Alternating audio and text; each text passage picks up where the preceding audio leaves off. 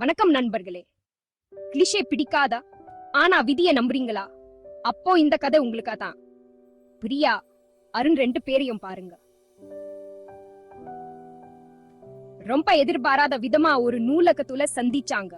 ரெண்டு பேரும் ஒரே புத்தகத்தை எடுக்க நீட்டும் போது அவங்க கைகள் மோதி ஒரு மின்னல் பளிச்சு. நாட்கள் வாரங்களா மாறிச்சு. கனவுகளை பகிர்ந்துக்கிட்டாங்க. காபி டேட் போனாங்க.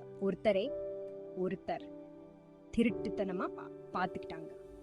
ஆனா எல்லா காதல் கதையிலையும் வர்ட்ட மாதிரி இவங்களுக்கும் சவால்கள் வந்துச்சு.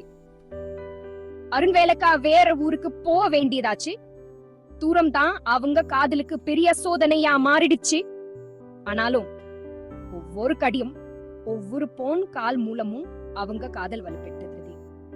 ஒரு மழை நாள் மாலை பொழுதுல அருண் நனைஞ்சு குளிச்சு.